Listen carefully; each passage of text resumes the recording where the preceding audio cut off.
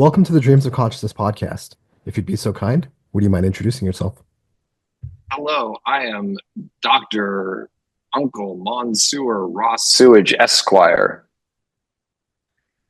And Ross, you've And been I'm from a the band Impaled and oh, Exhumed and Ludacra and have also jammed with Wolves in the Throne Room and Phobia, amongst others. amongst others. And Ross, you were on the podcast once before in 2016. We met when you were in New York for reasons unknown, um, at St. Vitus. Uh, I just sometimes I pop in just to see what was going on there. I'm really sad it's gone. So yeah, can't just pop in there anymore. yeah. And we also did a Q&A in 2019 about a comic that you did for the band Ghoul. Um, Yeah. so let's start with that second one. The comic uh, was was funded through a Kickstarter, which I think you guys Yeah. exceeded your goal by about four times your original amount. Um, Something like that. yeah. In the end, how did it all go down? Were you guys satisfied with the result? Yeah. I was very very satisfied. I think, and I also think all the backers were satisfied because what I don't think most Kickstarters get going and it's like, hey, we've got this project we're going to do. And I don't think anybody had really realized how much I was already done doing the comic book. I had just,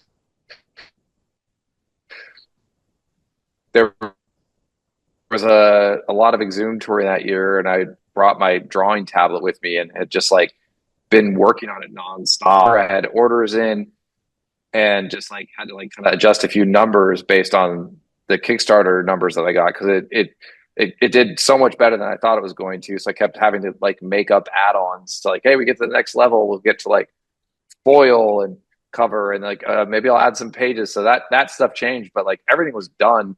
So a month and a half after the Kickstarter ended, people were like, got they got the shit in the mail. They're like, how the fuck? Like I've never done a Kickstarter that where I got the product so damn fast. So I was a little proud of that, but I always thought that's kind of how a Kickstarter should go. It's more like I don't want to like people like pay me to do nothing. It's like I want you to like get something that you're buying a product essentially. So it worked out really well. I'd love to do it again sometime, but and I had plans to, and then the pandemic happened, which kind of so I had started working on a Ghoul issue 2 and kind of had put that aside as we pivoted all the bands I was in, Exhumed, and I helped Google pivot to video and talk to them about like doing more video. So there was a lot of action on YouTube. Exhumed did like live shows online. So I don't know, we'll see. Like I'd love to get around to doing a comic book again. It was a lot of fun.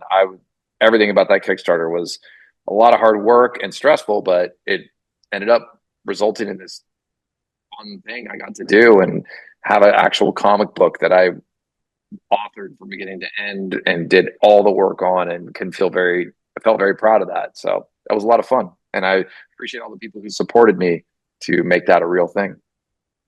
So, as somebody who grew up reading comic books and owned a lot of comic books, but has never actually worked on a comic. I mean, like I've done like, single or double pages, but never like a full book. Walk me through what it means to write and then draw a comic. Did you come up with a script? Did you come up with breakdowns? I understand Ghoul has kind of its own mythology with the characters and stuff like that. Yeah. So I had to talk to Ghoul and find out what they'd been up to and write that down for some story notes. And then, I came up with like kind of like a story around Ghoul more than a story about Ghoul because Ghoul has their own story already that they tell on their records and live. So I was kind of more like fascinated about where they live and the kind of things around them and how that would, and, more about the perspective of the secondary characters like the Ghoul Hunter or Killbot's story and the brain that's in Killbot and just other random stories about shit going on around them or like they mentioned like in all their the lore about Creepsylvania about like Mayor Gremselnock. I'm like, well, who the fuck is that? He sounds like an asshole. Like, let's find out what he's up to and what he does. And so, in consultation with them, I like kind of like put together a script, a basic story idea. Was not exactly like I think the Mighty Marvel method is you just let an artist draw out a plot outline, but I had a pretty pretty rigid script, but since I was already visualizing it as the person who was going to draw it, that was fine. And so I had a script. I had like a basic idea how the pages would break down, and kind of did more of the EC method of comics, where you do a lot of the so EC comics it was heavy on the writer, and then they would actually letter the pages and have them scripted and lettered, and then give them to the artist, and it was up to the artist to fill in the panels after the words were already in them. So I took a similar approach where, obviously I was able, because we work digitally now, was able to change and edit that if I really needed to. But that was kind of how I started. It was like I had the panels, I had the story beats, and then I just kind of filled in the artwork from that, from where the actual word balloons already were planted. So for people who aren't familiar with EC, EC published Tales from the Crypt, and later on Mad Magazine. Sorry. Yeah, Tales Um, from the Crypt, Vault of Horror, Haunted Fear, like the classic horror magazines you hear referenced about all the time. Like I'm sure people know the show and the movies. So so was the Ghoul comic an anthology? Was it a collection of different stories, or was it one story from beginning to end?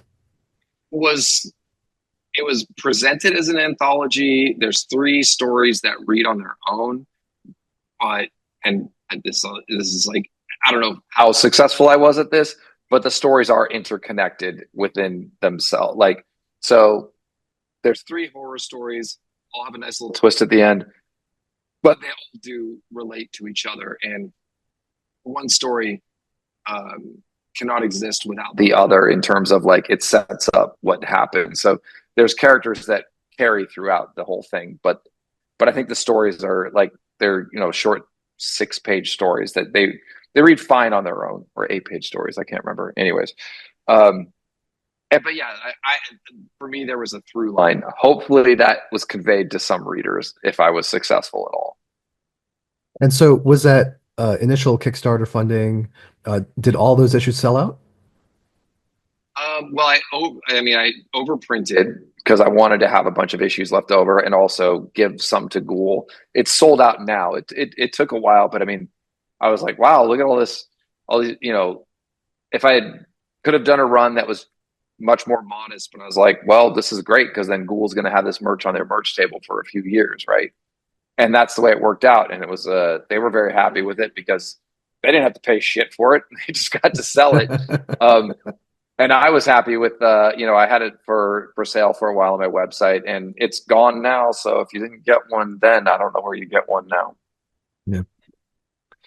And as I mentioned, we spoke in 2016, a few years after you Impaled had re-recorded your first album, which was re-released as The Dead Still Dead Remain. And we had a conversation about the re-recording, and you had mentioned that there were no plans at that time to re-record the next album, which was Mono Medicale. Yeah, and that remained true. Um, which and then yeah, it's funny because I don't think we felt like we could touch that record and make any improvement to it whatsoever. And it's not like we were trying to improve the Dead Shall Dead Remain. We were just like, well, it's kind of sloppy enough that if we did a re-recording, that means we can finally release the songs at least. And I mean, sorry, did you want to add anything? No. No, Um, Part of the reason why you guys did the re-recording was because of rights issues. The rights for those early albums are tied up with a label that's no longer around, and which you had kind of a complicated relationship with, right? that's a complicated is a very kind way to put it. Um, and here we are 9 years later. Has any of that been resolved, or are the rights still tied up? Okay. Nope. Uh, In fact, it's I would say the last time I ran into the guy, it didn't go great. It was not a good run in. It's thought it started well and it ended with me telling him to fuck off. So yeah, he was being rude to some friends of mine. I had to come out from behind stage and tell him to shut the fuck up. And it was a whole embarrassing situation. I was like, you should be embarrassed of yourself. And I say this publicly because I don't give a fuck. He's not going to apologize or try to come to the table in any kind of good faith. If he did, I would eat my words and I would say I'm sorry, but I just don't see that happening. Yeah. Uh, so I'm actually not, uh, you know, as far as the actual rights, the label owns the rights to the recording, but not the music, right? Exactly.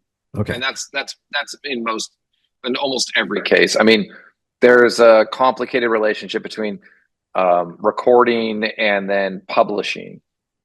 So sometimes labels will own part of the publishing if they work out a deal like that with the artist. Sometimes the artist retain all the publishing, and that's a whole other complicated issue with the rights that deal with the songwriter like royalties versus like mechanical royalties that you get from the sale of a record. And since the label ha is not functioning anymore, uh, there is no way for fans to buy those old albums, right? Like unless they go to like eBay and get like find the physical releases or basically download them illegally. Like those are the Yeah, only ways. Yeah. And so that's basically. why the re-release or the re-recording of the first album and this release of the demo are important because a lot of people had no way of actually getting this music until now, right? Right. And that was with this demo when it kind of fell into our laps because the me and Sean and Raul, who's been in Impaled the whole time, none of us had a recording of this demo and did not even know, had completely forgotten about its existence until Andrew like had contacted Sean and was like, "Hey, do you guys have this demo?" It's like, "No, I completely forgot about it." And that was kind of this funny thing because yeah, he got it, and we're like, "Wow, this sounds actually releasable. Like this sounds like decent." And I'm like, in my head, the first thing I thought of was like, "Wow, this could be like a real like kind of a middle finger to Necropolis," and what the fact they would never give us our rights back, but also just like a nice kind of stopgap. It's like, hey, we've tried. We can't put out Mondo in its original form legally, but here's this, which is pretty fucking good, and it's got the songs on it.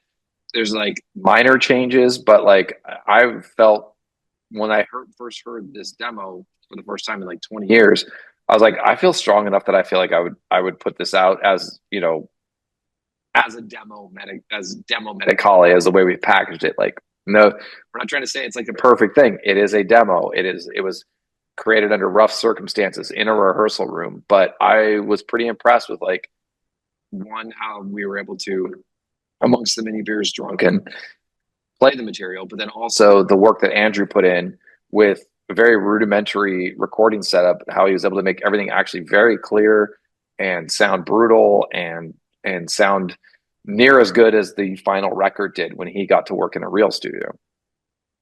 So let's talk about Andrew for a little bit.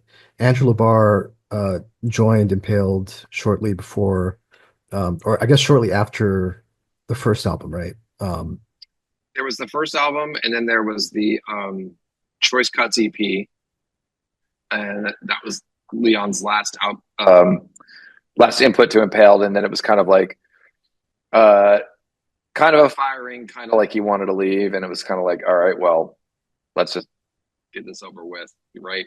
And I think Sean had, I mean, I knew Andrew, right? We all knew Andrew. He was playing in a band called Prevail that was quite good. That never, at least his songwriting was really good for the band, and they never really went anywhere, unfortunately, for that band. But we were like, wow, this guy's cool. He's a great songwriter, pretty close to what we're trying to do.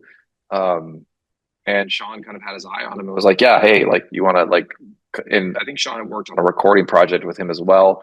I was like, yeah, not only can he write and has killer vocals, like he can also record the shit. And we kind of always had not only have we always had a DIY ethos, but we also never had much money. So you kind of had to have that kind of ethos going into it.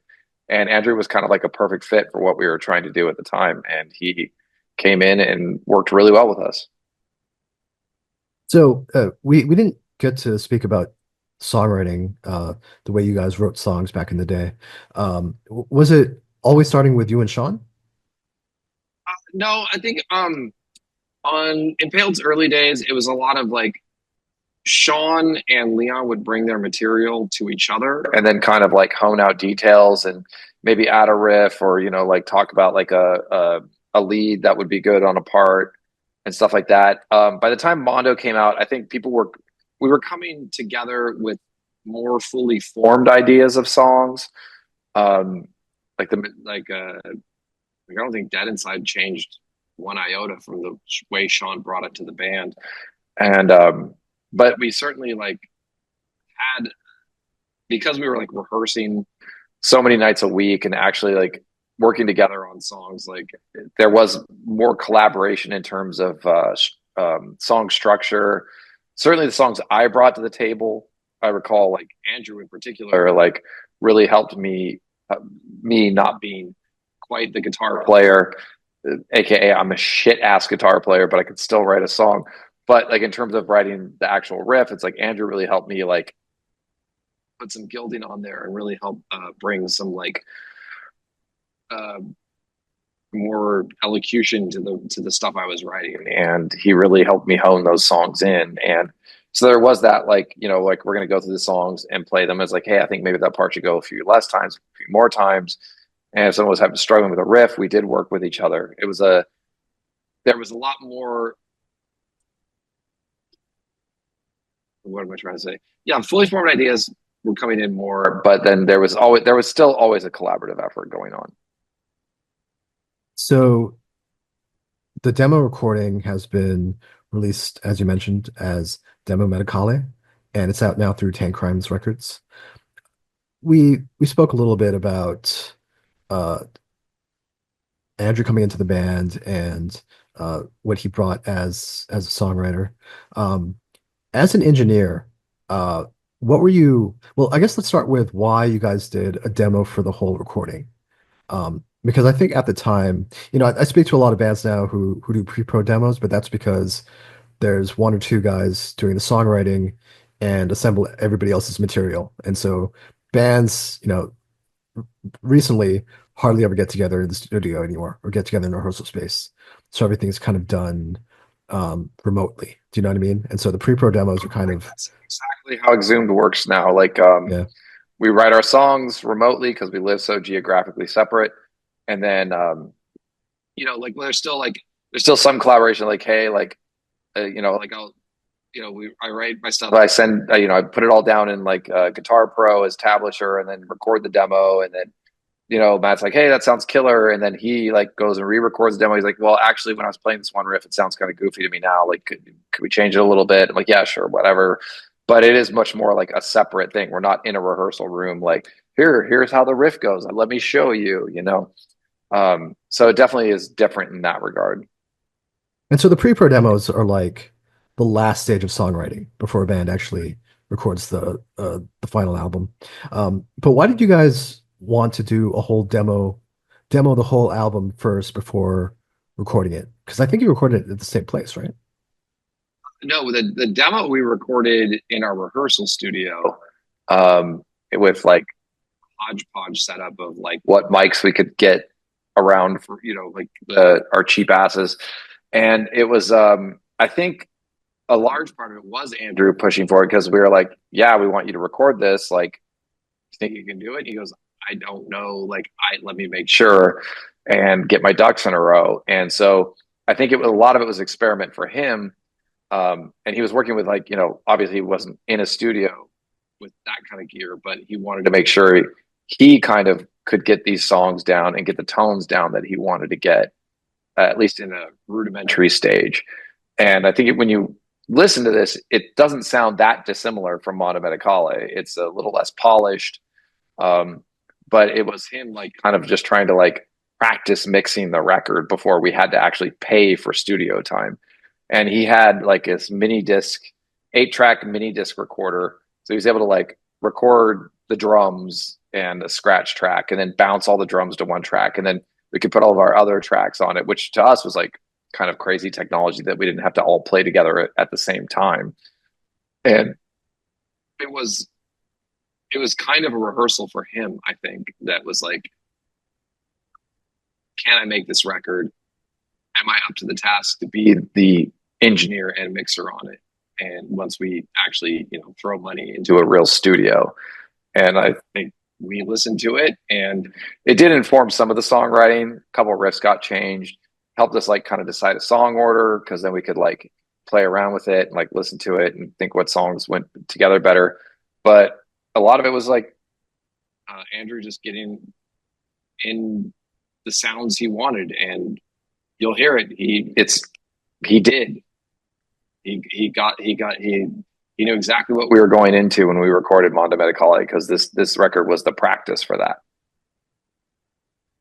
Did anybody outside of the band hear the demos at the time, or was it just for you guys? It was for us. We probably did share it with some of the guys at Necropolis or play it there. Can't remember. I think Raul was working there at the time, so I'm sure he probably played it for some people there and be like, check it out. This is what we're going to be doing. And, but it wasn't for like any purposes of like selling the record or anything like that. We already knew where that was going. Um, but yeah, no, I'm sure like other people heard it, but it was for us to like figure out like where we were going with the record and how we wanted it to turn out. So Andrew left the band not long after, but he continued to work with you guys as an engineer. No, No? when he left the band, it was done. It was he.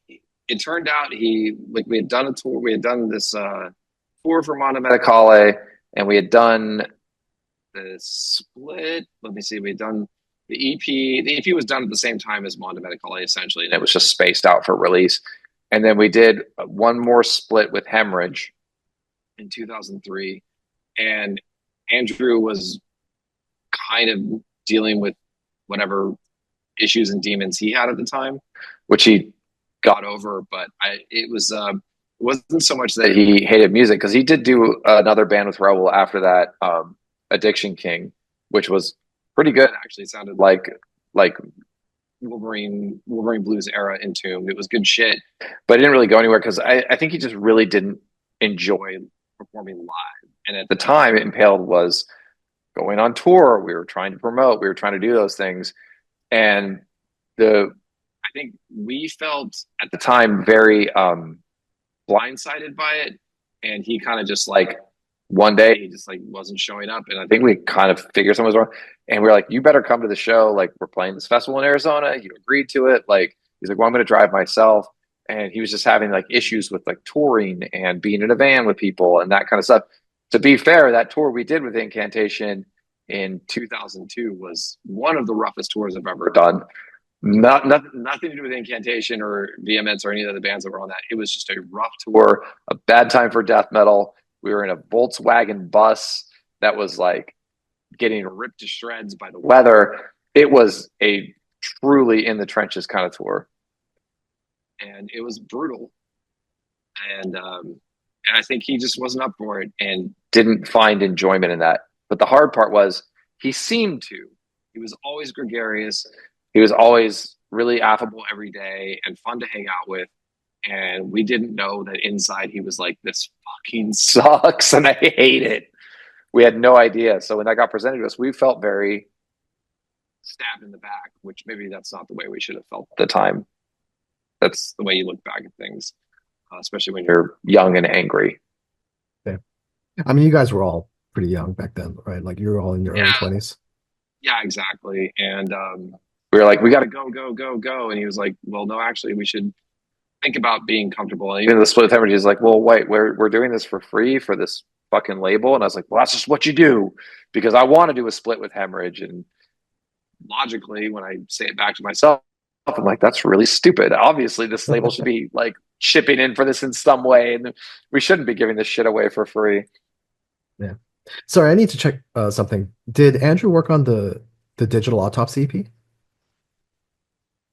Oh God, I don't even know the Digital Autopsy EP is like that was like a weird remix thing by some other guy, I think. Yeah, that's no, I don't think that's like some weird ass 3-inch mini CD that some guy just was like, I remixed your songs, and I was like, I'm putting it out. I was like, okay. Okay. So it's kind of like no choice. I had no choice in that matter. He was like, I'm doing this, and I was like, all right, I guess I can't stop you. okay. So it's kind of like a bootleg, basically. Yeah, it's essentially a bootleg. There was no official involvement in that. Okay. So as you mentioned, Andrew got back in touch with you in 2022 with the demo recordings. Um, had you guys had in that time? Sorry, what was that? Oh, so as you mentioned, Yeah, no, he you got back to us, and I missed the question. had you reconnected in that time? I had not really reconnected with Andrew. Raul had, it's just he was kind of like he kept to himself a lot. He went on with his life. I think he became a school teacher. That was the last time I'd actually run into him was on a bike ride. Like I was going up and down the this Bay Trail and ran into him and chatted with him for a bit and said how you doing and stuff. And like I had felt pretty I'm glad the last interaction I had with him was pretty friendly. He just asked, we ran into it because I think the interaction before that he was like, "Are you still mad at me?" And I said, "Yeah, fuck you." But like the last time I ran into him was a bike ride, and we had just chatted about like, hey, how you doing? He goes, "Oh, I'm a school teacher." I'm like, "Yeah, that's a lot. That's laudable. Like, good for you. Like, you're doing cool things." And I was like, "Do you do any music anymore?" He goes, not so much, but like, I think it was before he got married, but he got a girlfriend, they got married, and it sucks because he had such a brilliant like energy and flame, and it sucks for the people that, was like the people he left behind. He died so early from like a terrible disease. ALS is horrible. Um, and that was rough. And I'm kind of sad that we weren't in more touch because I did, but he didn't communicate so much of that to us. Like I think I'd heard he had ALS, and I was like, wow, that's fucking crazy. And then he kind of like he reached out to Sean, I think, when he realized he was probably so much more sick than any of us realized, and made sure that Sean had this one last thing that, his contribution to Impaled. He made sure we had that demo, and we were just like, oh, cool. When we got it, we're like, oh, this is pretty neat. And hey, maybe this is a way to skirt a contract. And then he passed away, and we're like, oh, whoa, holy shit. Like, did he know? Was this like, he was like trying to like wrap up loose ends? Like, we don't know. We'll never know. But we were like, okay, well, let's think about this a little bit longer. And then finally we were like, no, we absolutely should put this out. It's part of his legacy. It's part of what he left to us. And we wanted to steward it correctly. And I hope, I think we've done that to put it out there. And, the one kind of big death metal record he got to record, like, is being held hostage by a bitter former label head. And it's like, well, fuck you. Like, Andrew's music is going to be heard to the best of our ability. And there it is. It's out there. We got the demo, and we're going to make sure people can hear it and what he was able to do. Yeah, and uh, the re-release isn't just a way for people to hear the music that's been lost or that's been hard to find. It's also a nice tribute to Andrew, who is pretty talented, and I mean, he was really like, the very, Impaled started with, like we got that first record. It's sloppy. It's fun. It's going in a good direction. But Impaled, like where I feel like we achieved what we had been trying for was on that record. And Andrew was extremely instrumental in all of that. And the songwriting he brought in, and his like the sounds he brought, and kind of the way he gently kicked all of our asses to try and be a little bit better at what we were doing in our music. So, he was always crucial to that, to what we were able to do as a band afterwards. so when we spoke in 2016, you mentioned that uh, you and your band members still meet once a week, or at least regularly to rehearse. Is that still true? We don't rehearse once a week, but we do meet regularly, for birthday parties and such. But yeah, we just played a couple shows this year. We had, about 6 weeks of weekly rehearsals before that to like, try to get hone in and make sure that we still remembered our songs, which we did. But you got to practice and get a little tighter.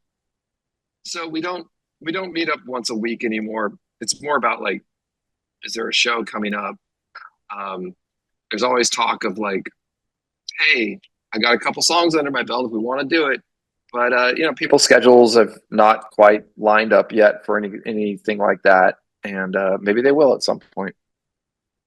I mean, you're pretty busy with a number of projects. You mentioned a bunch of them at the beginning of our conversation.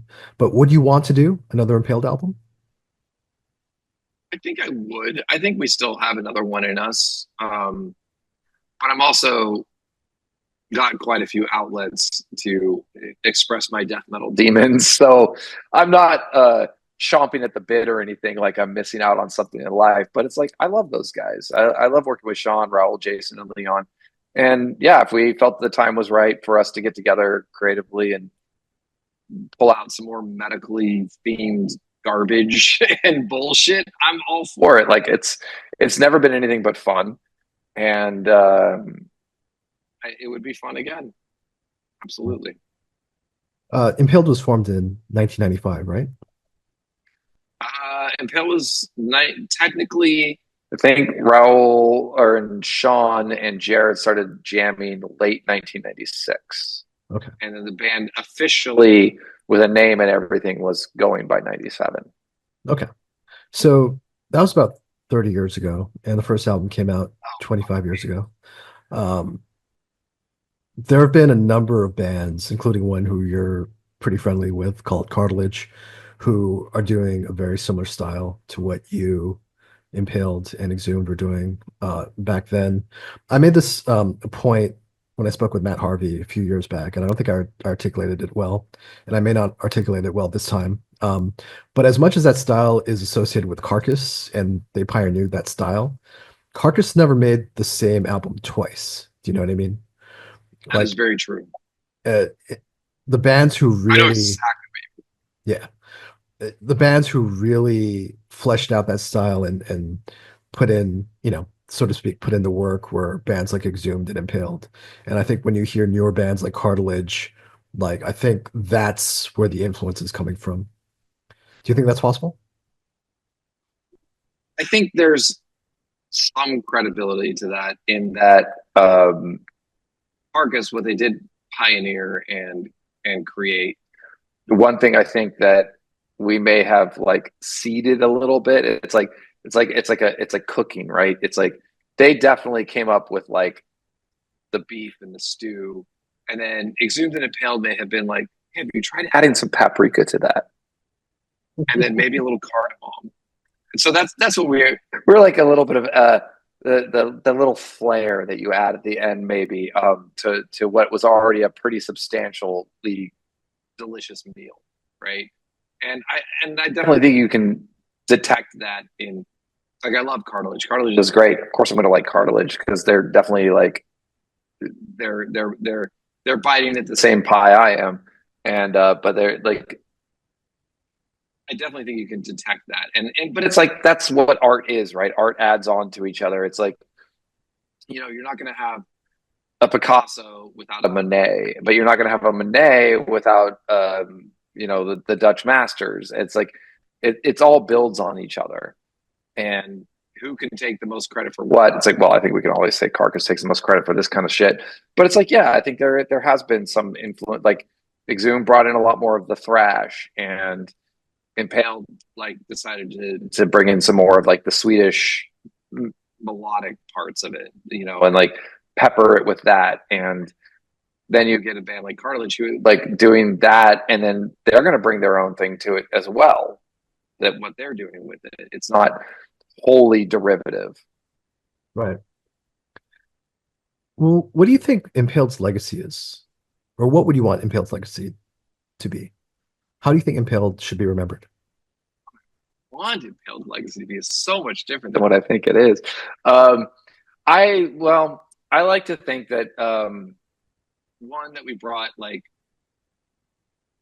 an all over entertainment thing that like I think, and it was like to a degree Zoom was doing too, but I think with Impaled, it's like there was kind of like that European thing early on where they were like their shows were as entertaining as their records were because they were goofballs, and I think we we brought that and like more of a punk rock energy to death metal, and like a little bit like you can be silly, you can be a little tongue in cheek, you can have fun with it, and you can bring that to your live show as well, while still creating like an extremely brutal album that is still like reads as serious as you want, but it's like we're having fun. And I hope that's our legacy, is that you can still be death metal without being a fucking overly masculine jocko asshole. You can actually look at yourself and kind of giggle and have fun with it. And I hope that if anything, if that's our legacy, it's that like other bands could look at us and be like, oh no, we don't have to be so serious. We can have a good time and still be like brutal and gory and silly. Yeah, absolutely. So, Demo Medicale is out now through Tank Crimes. Ross, please tell everyone how they can order the album. What's the best way to get it? They should go to tankcrimes.com. I don't want to sell it because I already do enough mail order with a bunch of other shit. So make Tank Crimes do it. Make Scotty get to work and start packaging up those things and get him to pack those Impaled records. And while you're there, buy Necrot. And while you're there, buy Ghoul and all the great stuff that Tank Crimes puts out and supports. So, Tank Crimes put out two different versions of the vinyl, I believe, right? Two different color versions. Oh, I don't know. Tank Crimes probably is going to put out like 5 or 6 different color versions before this is all over. Well, as we're having this That's conversation, what I Tank Crimes loves colorful vinyl.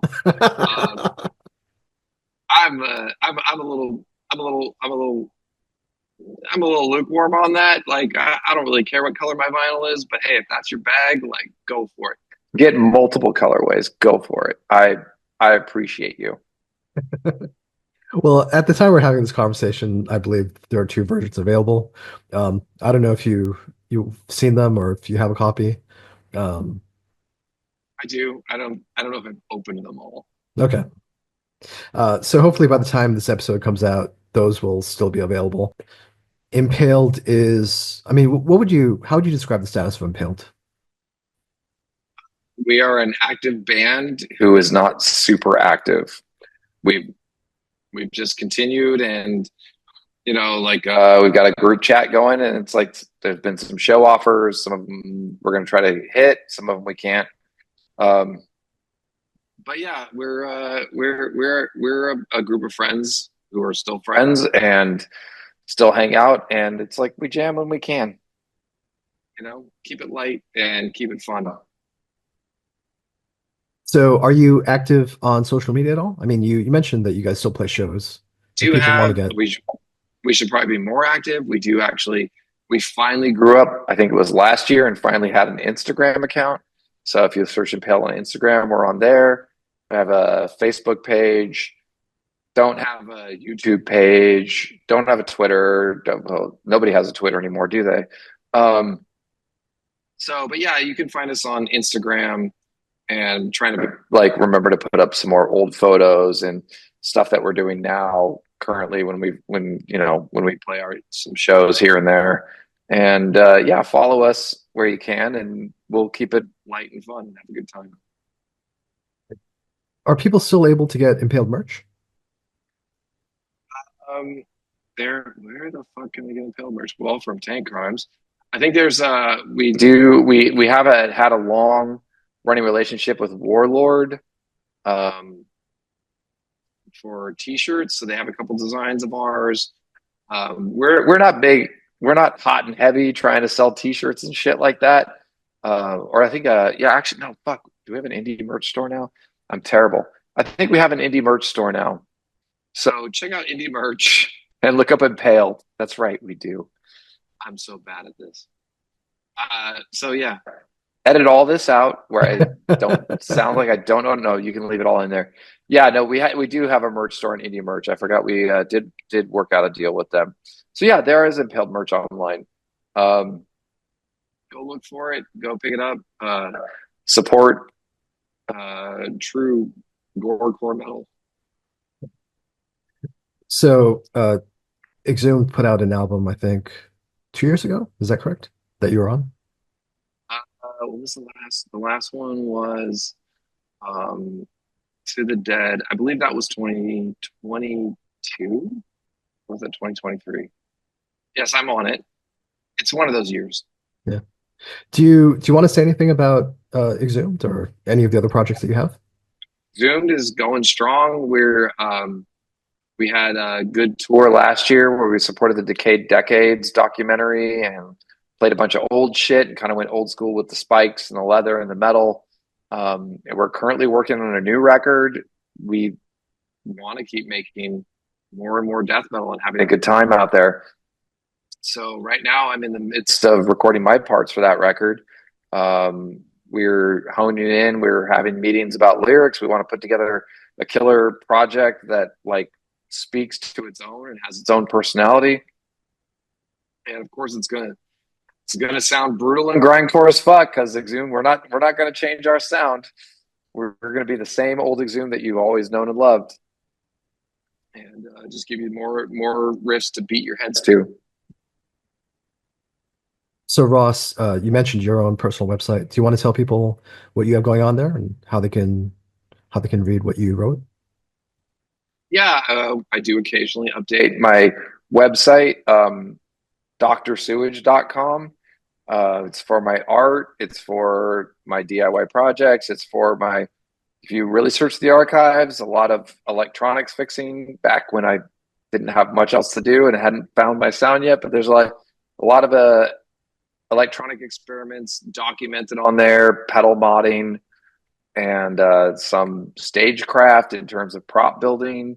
I just try to, any kind of thing interesting I do that I think can be a source of knowledge for other people to do what kind of art they want to do. I try to document and share that in the spirit of a free web and keep information free. It's kind of like a private instructables.com, if that's even around. So, Ross, you've been extremely generous with your time, but is there anything else you want to say, either about yourself or the band or Andrew or anything? Um, I want to say the US is fucked and keep fighting the good fight for real progressive rights for people. Everyone is valid. Fuck anybody who tries to fuck over actual human rights. Well said. Thank you so much, Ross. It was good catching up with you. Thank you. Cheers.